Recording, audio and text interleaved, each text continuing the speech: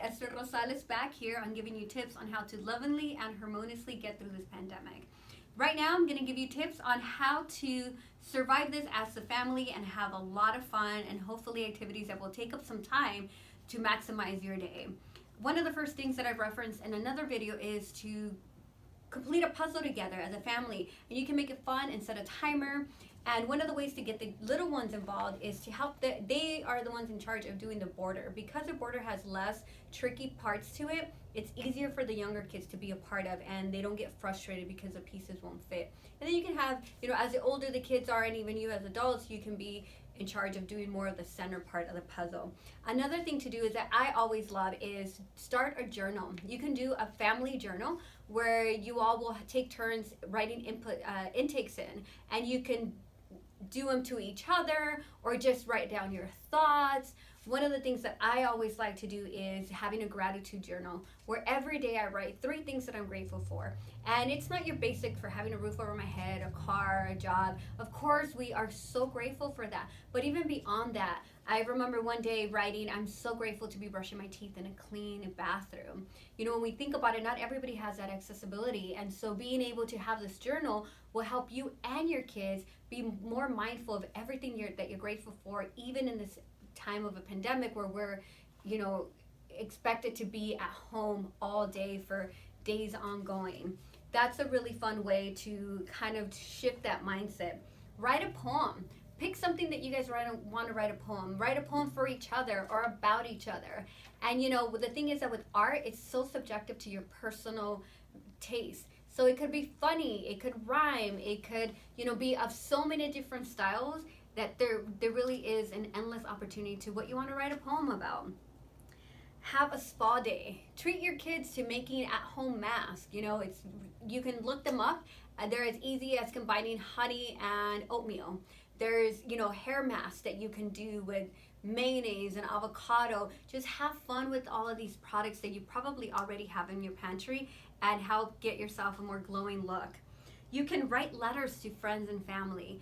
I guarantee that most of your children have never even written a letter, and nonetheless step foot in a post office. So it'd be great for you to either order some stamps online or take a trip out to the post office and buy some stamps and have the kids write letters to their family, to their friends, cousins, to their grandparents. Again, a really fun activity to help them continue that communication with their loved ones. You can do lots and lots of workout right now. The climate is perfect. We have great weather. And right now there's an overload of free videos to work out with.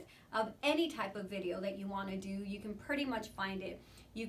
I know that there's some where you can put in the amount of time that you want to do, the intensity that you want to do, even up to how many times you want to do a repetition.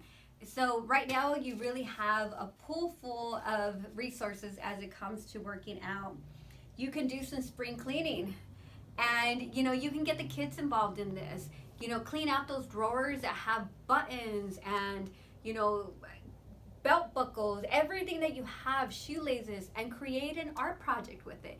Get really creative and see who can, come up with the best use for these buttons or, beads that you may have laying around the house. Encourage the kids to clean their drawers and their closets, and, you can make quilts out of the t-shirts that these kids have grown out of, or even stuff that you're no longer using. Make the spring cleaning creative. And something that I addressed in the other video is to make a to-do list of things that you want to accomplish around the house and accomplish one thing a day. That's it, no more than that, but even that will give you a huge sense of accomplishment because things are getting done. You can do picnics outside if you have access to your front yard or a backyard. Make a tuna salad, a chicken salad, any cold foods that you can make, and really enjoy a picnic outside. The kids will enjoy this. We rarely ever really have time to slow down enough to enjoy our backyards and our front yards. So now it's a really good opportunity. If you live in an apartment complex, if there's a common area, you can do that. And of course, being mindful of keeping that social distancing and making sure that you're the only family that's out there. But again, you can make, fun flavored ice cubes. And all these recipes you can find online. You can YouTube, and there's an abundance of resources right now. A very fun thing is you can do bingo or loteria if you have access to that. and play with the kids. You can even do this via Zoom. Have a loteria or bingo night with your cousins and family members and friends. And most all of us have those type of cards in our homes. If not, do a quick drive-by and drop off cards for everybody. And the leader will be reading the cards off. And again, another great way to engage with your family and lots of fun. You can live stream the zoo. Yeah, I know so many people have never even been to the zoo, so now is a perfect opportunity to do that. Right now, YouTube has provided access to Cirque du Soleil. That's been one of my personal favorites. It's incredible to be able to watch some of these acts. You can live stream live concerts. You can live stream, plays. There's so much out there that you can do right now that you can really take advantage of. One of the fun ones that I always have fun doing is you can have a party in your living room. Put on your socks and just dance. Each of the kids can take a turn being a DJ and putting on whatever genre of music they enjoy. You can have somebody playing with the lights.